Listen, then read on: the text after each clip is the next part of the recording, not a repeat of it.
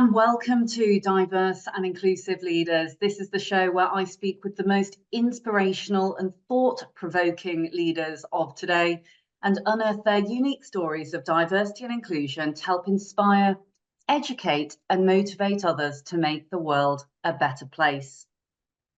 Today, I am thrilled to be joined by Joanne Pollard. Joanne is the Chief Operating Officer at Empiric Student Property PLC.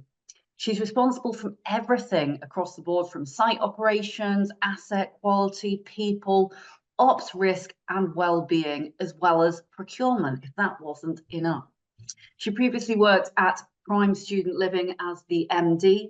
She's got a wealth of experience across the piece within student housing, the wider living sector, and held previous roles at Campus Living Villages, This Is Fresh, and the Mansion Group. Welcome to the show, Joanne. Thank you. Thank you.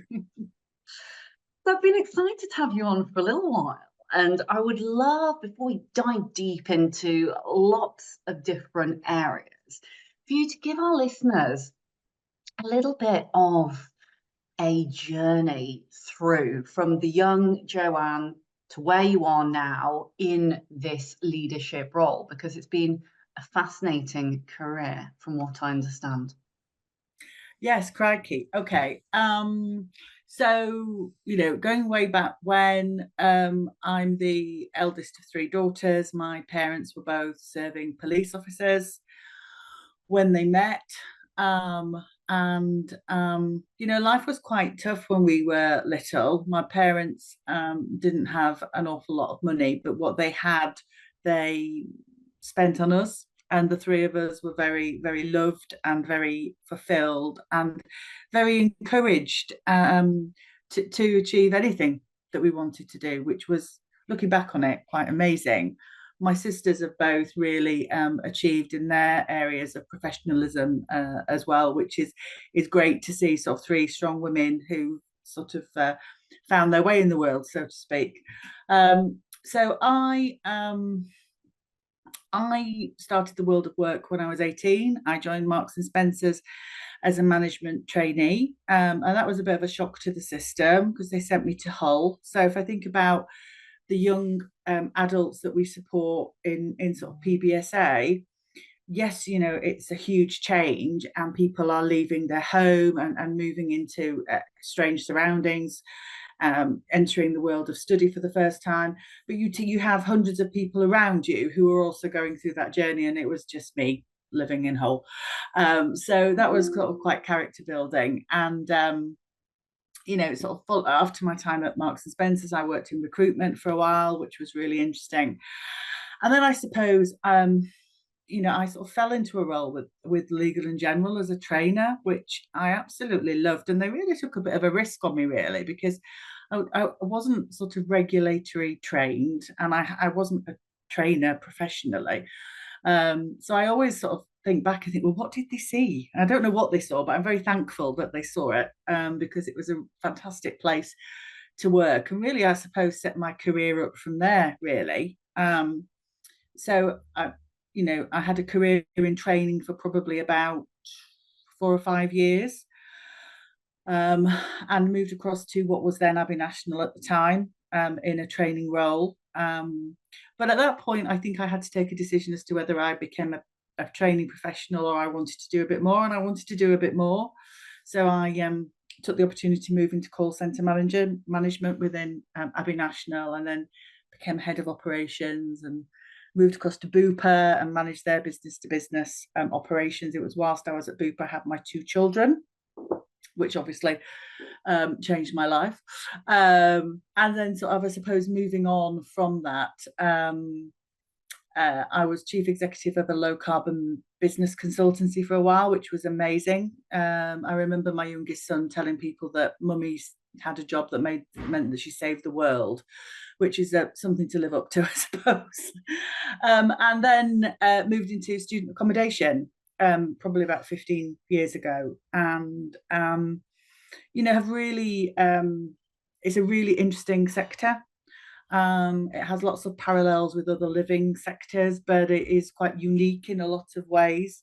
And I've been privileged to be part of this industry for all of that time and see it really grow and develop and change and just become much more customer centric, much more people centric, higher standards of accommodation, higher standards of sort of health and safety and compliance. And really the sector is now really working with its university partners and its customers to really collectively support young adults who are going through mental health issues or identity crises or anything that affects you when you're young. Yes, we are their accommodation provider, but actually they spend so much time with us. It's so important that we're able to support them alongside their other sort of key support networks as much as we can. Wow, Joanne, where do I start? I mean, first of all, I have to say, I really appreciate your candor about where you have come to where you are right now. As one of three power women sisters, clearly you've all made the parents very proud indeed. What I find particularly interesting, and I think this is something as well that our listeners should definitely take heed of, is the fact that you haven't been scared at all to move from sector to sector.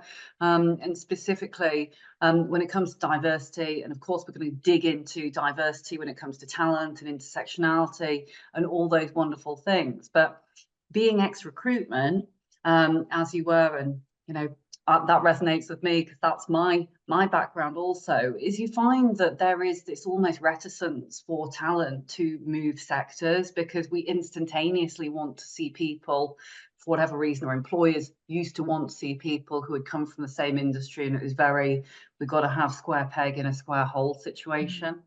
But some of the richest learnings and some of the most fantastic talent has had that breadth of experience across the sector in various different roles. And going from retail to now, to then moving into low carbon businesses, consultancy, people, talent, to being this COO role for a listed 250 business, where actually there is the opportunity not just to send the lift back down and to inspire and educate and motivate future generations, there is also the opportunity to really drive better economic opportunities and development, which I think, given where we're at the moment, we definitely need more leaders and businesses like yourself, because this is really an inflection point, I think, in the world of work, and future generations certainly do look up to those who are in leadership positions, who practice what they preach, says they do as they say, and so on and so forth. So talk to us a little bit more then about some of the current work that you're doing, Joanne. You're developing a DEI policy. I know this is something which is really important, given that you're working across the board with youth within the organisation. Be great to talk a little more about kind of the diversity and recruitment and attracting, why it's important to attract those from diverse backgrounds. Yeah, definitely. I mean, I think life is all about diversity, isn't it? Every gender, every nationality, any group of people that you may have bring something rich to your organization and add to it. And you are the sum of all of your parts. And as you mentioned in your introduction, sort of people, the people remit sits with me also, and I've been working really closely with our head of people to, as you say, start to develop our agenda and really look at where we need to focus as a business, because as you'll be more than aware, there are so many different areas you could focus on. And I think if you were to take a scattergun approach and try and do everything, you'll probably fall short of everything, because you can't possibly give everything the attention it deserves. So we've honed in terms of our initial approach to key areas that we believe not only resonate with our people but with our customers. So key areas that our customers are telling us that they want either support or understanding or more information on. So we're focusing on, gender diversity, ethnic diversity.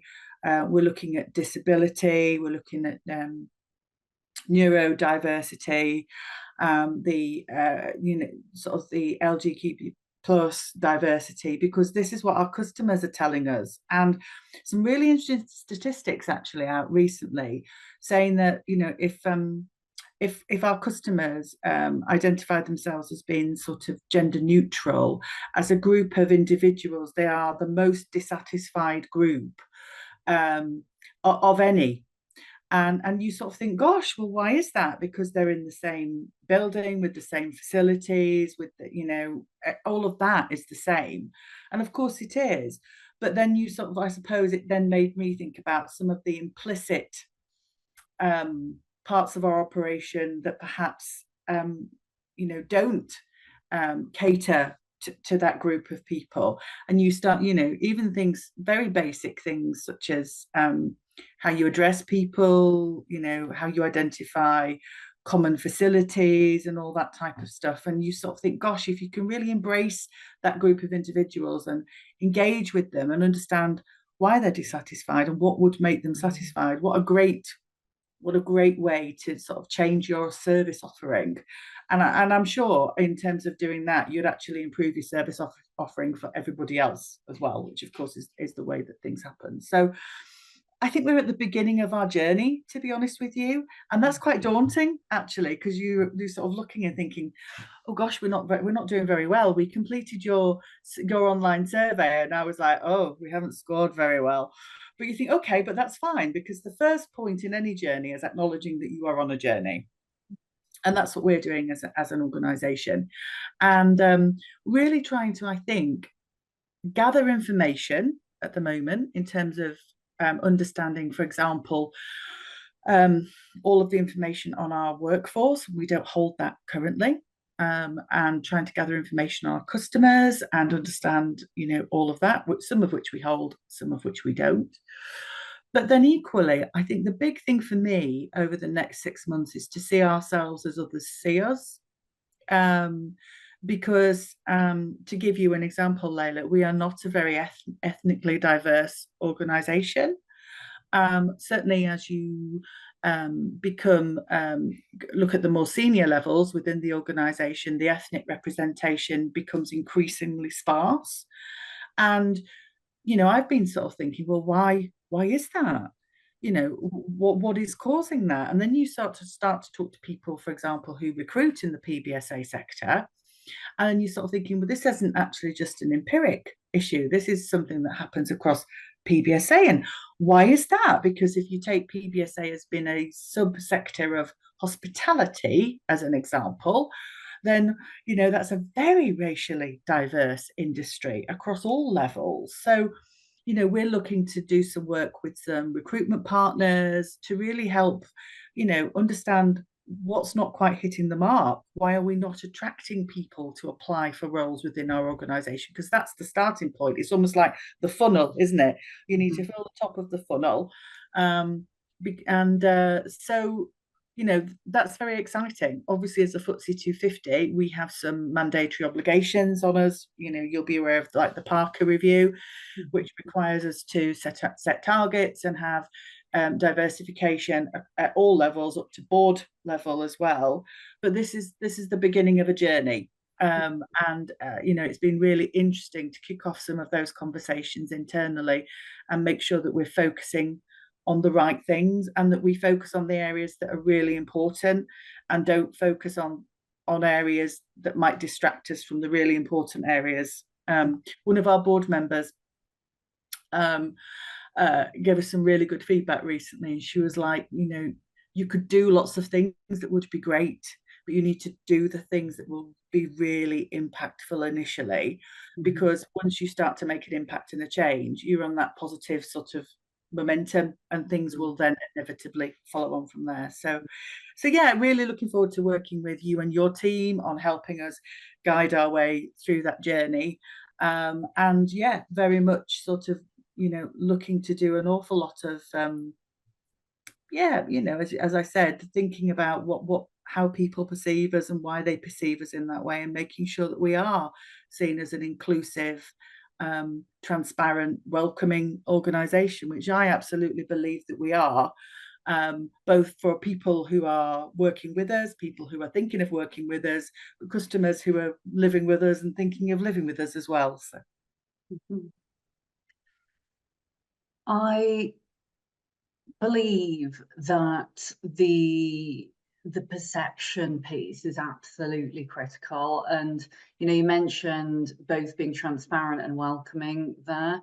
I'm not saying this because I'm biased, but I think the acquisition of yourself as talent in this role and being very, very transparent is a huge win.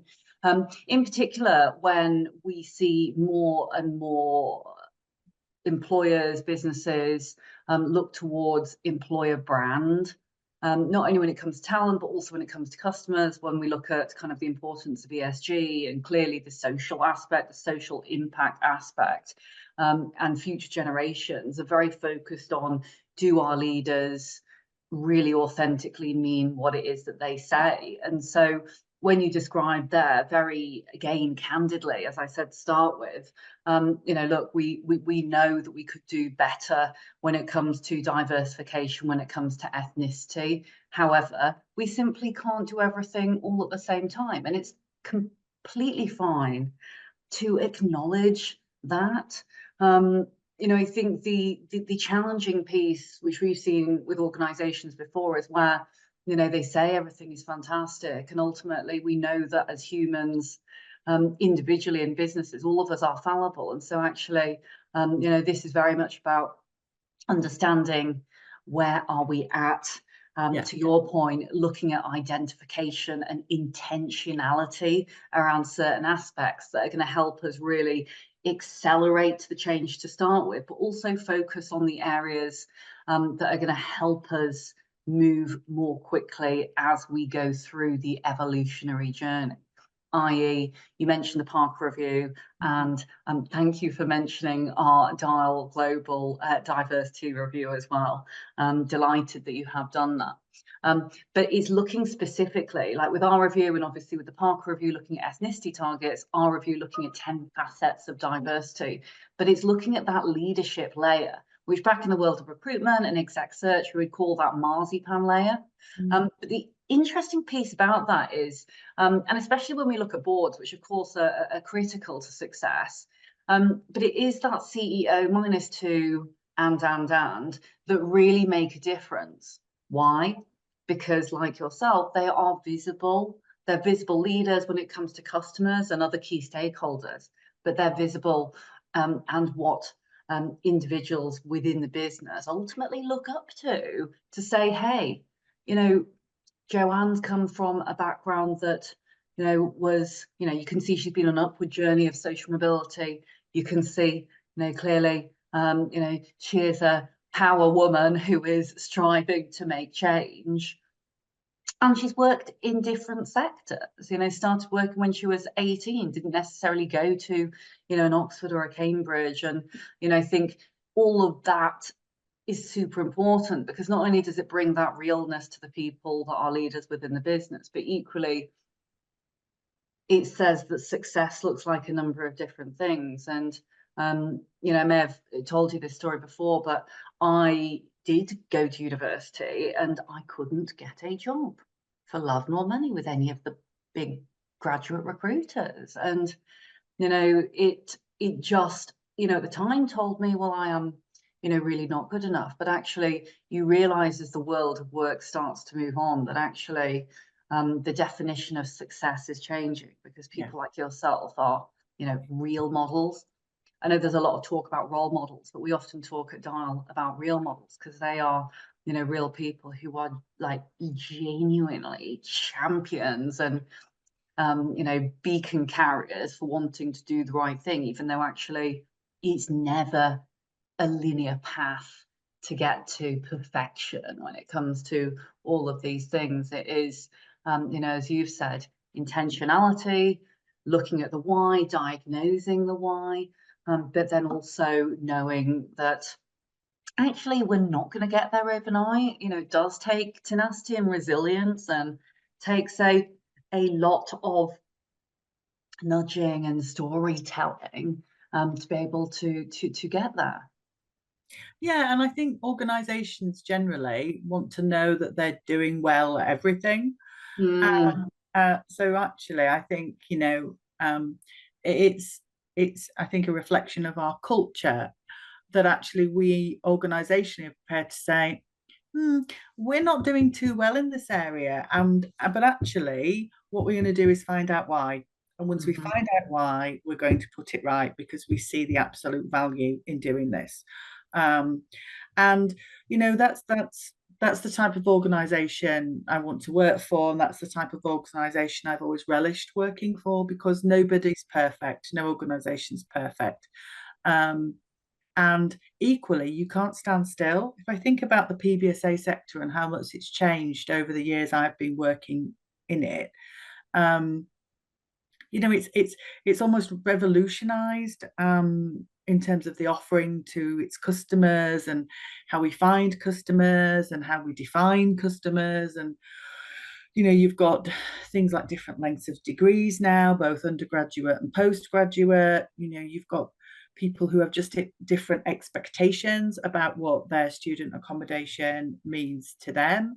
And at Empiric, we very much try to provide a home from home. So our model of deliveries are different to a lot of our competitors. So we will tend to have a much higher number of buildings, but much smaller bed numbers. And we cluster them around a hub site so we can generate operational efficiency.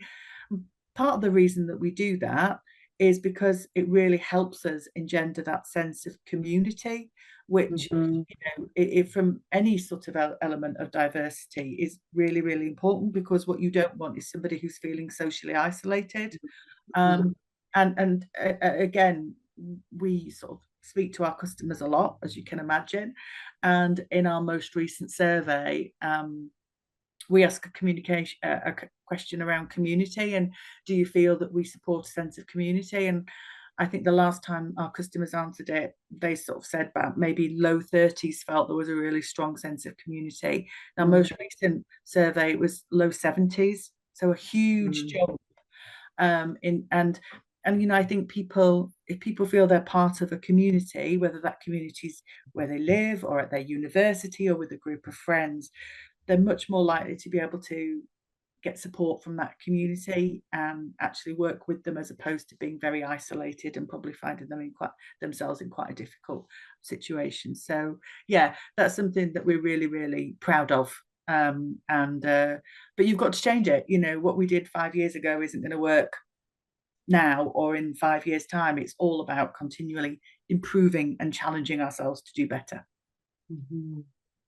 What you're describing there really articulately is this sense of belonging.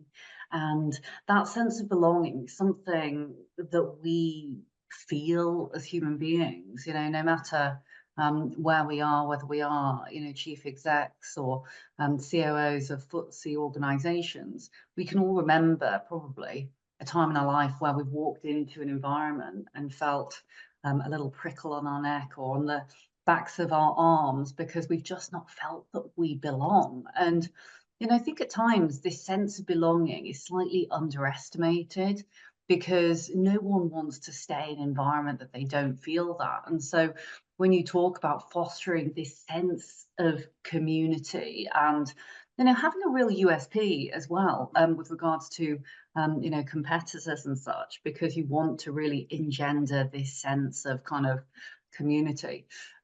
It's great. It's really, really great to hear. Really, really great to hear.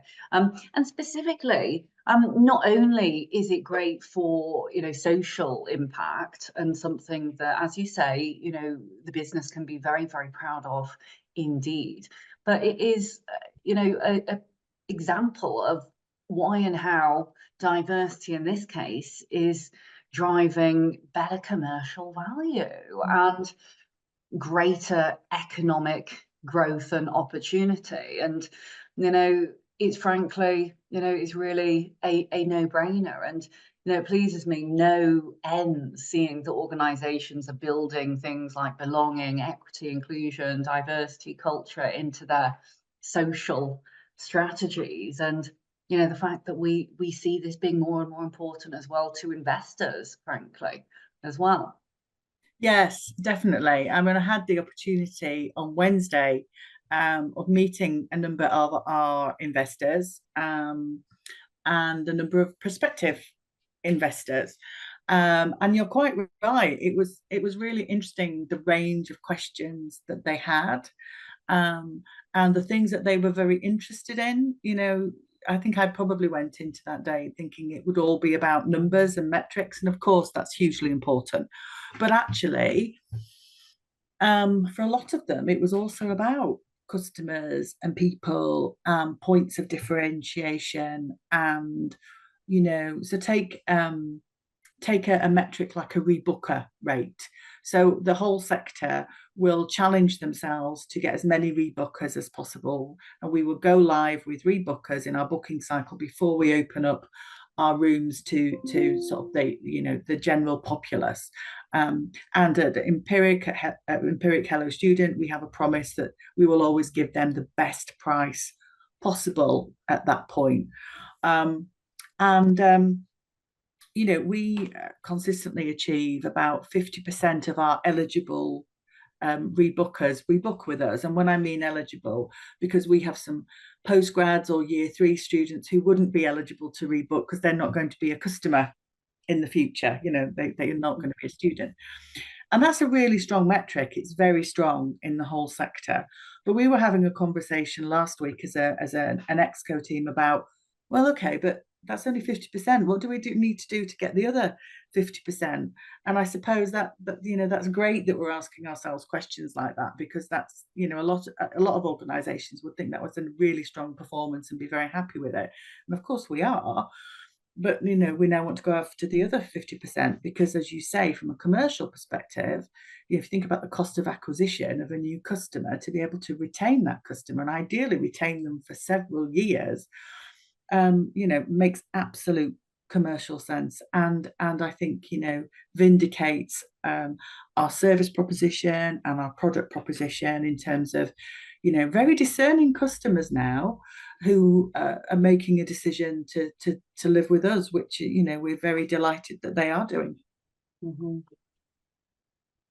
I often think, and there'd be others that would disagree with me, and I think both of us are on the same page here, that diversity oughtn't to be something that is discussed as commercial or a business strategy. And I have to say, I always get frustrated with these things, or people that will say, well, it's kind of a nice to have, but actually, during times of crisis, is it something that's a priority? And it makes me think, well, when you hear stories like this, and when there are countless stories where organizations retain best talent, but there are huge pulls from the customer. And these days, in the world of digitization, customer excellence and customer love is an absolute, it's right at the top of ensuring sustainability. Always makes me kind of question mark, why on earth? I'm not saying that diversity oughtn't to, in some instances, be linked to charitable or for good initiatives, but I absolutely see that it is a commercial lever and driver of economic growth and prosperity. And to that point, it absolutely needs to be discussed at the board level, which it reminds me, because you had said early on you work closely with your people officer. And I wanted to call out the fact that I love that diversity and inclusion is within your remit, but is working closely with the people function. Because like me, you'll look at other company reviews and reports and things like this, and it's often the case, and it's not always wrong, that diversity will report into HR or report into the people function. But increasingly we are seeing this be something that it is, you know, linked to, you know, CEO and leadership activism and things like this, because it is a growth driver. It is not something that is a need to have. And so having it as something that now is cared about more and more so by investors and those that are, you know, wanting to put their money where their mouth is, it is, you know, as you say, discerning customers equals, you know, better business, and hence we need to ensure that it is woven into the fabric of what we do. Definitely. I mean, you know, I'm a great believer from a sort of the people part of our business. Obviously, there are HR and people policies that we need to have in place, but there are also overarching policies that can transform our organisation that are owned in inverted commas by the people team, but actually are the responsibility of the entire organisation. And diversity and inclusion is a great example of that. Well-being is another great example of that. That yes, it might sort of start off life or be tacitly owned by a function, but actually it's everybody's responsibility to bring it to life, and everybody can add to it and has a part to play in terms of developing it. So you know, I think the people function in a business is a very underrated function, actually. Mm-hmm.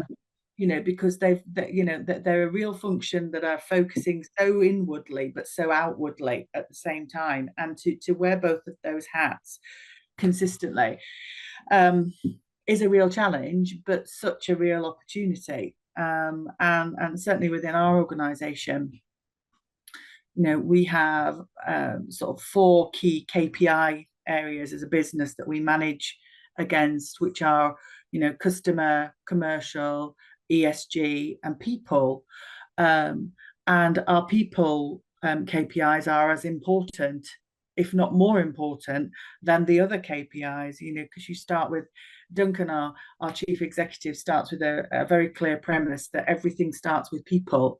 And if you have the right people, and if you treat people properly with respect, and if you reward people for a great contribution, then everything else will follow on. And I think, you know, Empiric is a great example of that, where, you know, we measure internal promotion. So we have a KPI around how many roles do we recruit internally. We measure employee engagement, and we also measure employee retention. And when I first joined, I saw the retention figure and I was like, oh, right, is that the attrition figure? And it was like, no, that's the retention figure. I was like, wow, because we have an 85% retention figure in our business, 85%.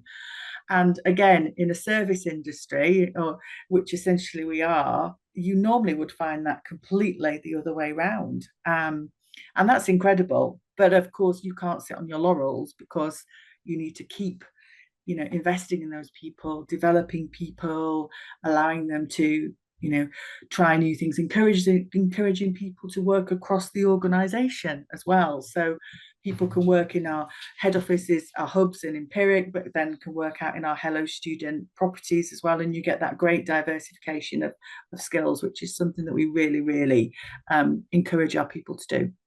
Mm-hmm. Indeed. And when you talk about not resting on your laurels, I think that's a brilliant message for all to hear, because looping all the way back to the beginning of our conversation, this is about an evolutionary journey. And given the world moving so fast with 5+ generations in the workplace, we must continue to strive forward and keep the momentum on, because that employee engagement and that retention equals fantastic productivity and innovation, I am sure. Which leads me to ask another question, because I'm conscious that I could literally wax lyrical with you all day, Joanne. I haven't even got to the lightning round yet. So before I do, I'm going to ask one more question. What does diversity and inclusion mean to you? So now it means different things to different people. I think to me, it means taking the very best of any social group that exists out there for the very best intentions. So, and the fact that actually, it shouldn't matter if you come from an ethnic minority. It shouldn't matter if you're disabled. It shouldn't matter if you're older, as an example. I mean, that's a great one for us. We've just extended our group life assurance policy to cover up to the age of 75, believe it or not, because we have 3 employees over the age of 70.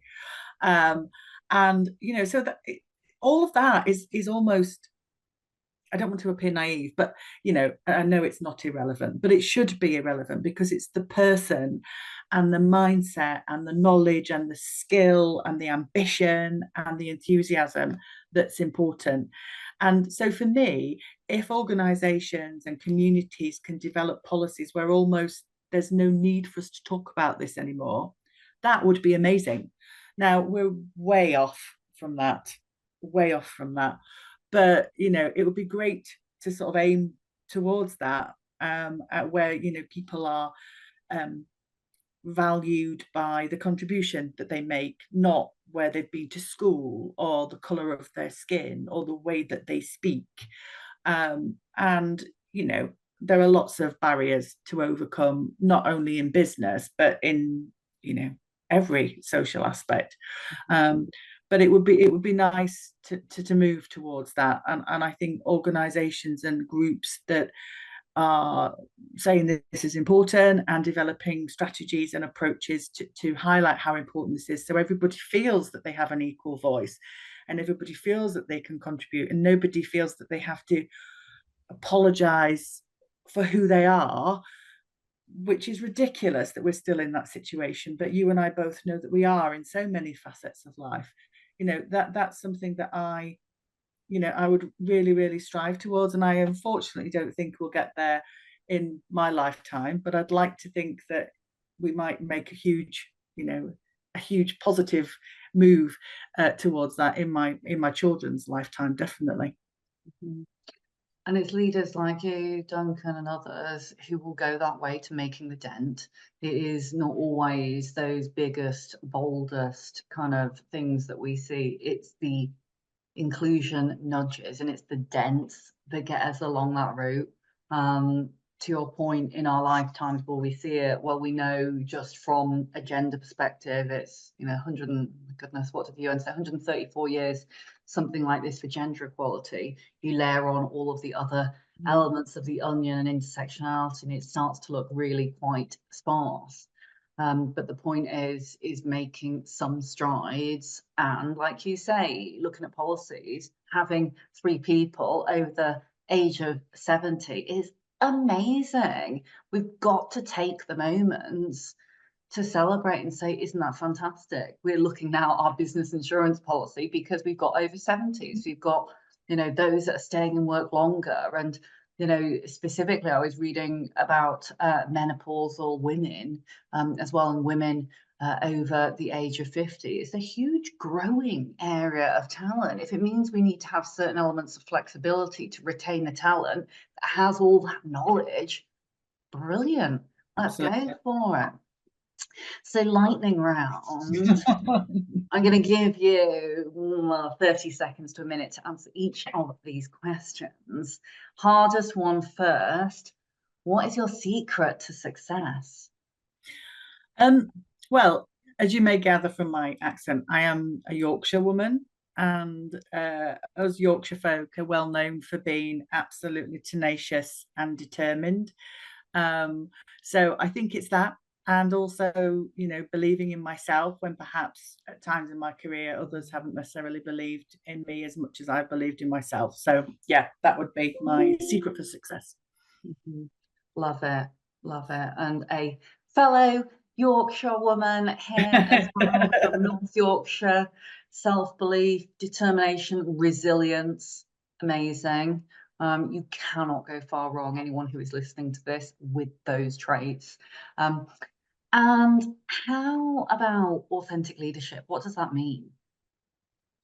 I think it's a number of the things we've talked about already. It's about being transparent, being clear, and also doing what you say you're going to do. It's very easy to stand and say you'll do all sorts of stuff, and if you never do it, then they're just empty words and meaningless. So it is following through, even when that's difficult, because that's the point where you really make a big difference.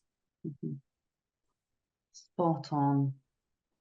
And how about people who have inspired you the most throughout your career, or indeed your life? They don't need to be people from work. Gosh, well, my mum is a huge inspiration to me.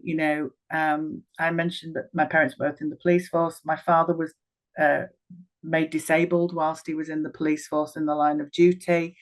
So my mum brought up 3 children and looked after my dad, and at times worked 4 jobs to sort of keeping ends meet. And she has instilled some amazing values in me, which I follow to this day.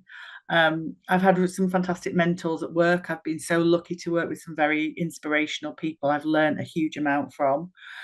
And then I think people like Kate Bush and Jo Malone as 2 individuals who women in men's worlds who did things their own way, and at times perhaps were criticised for doing that, but have both absolutely stood the test of time and been enormously successful in their own fields. Incredible. Mum is the word. I think lots of us can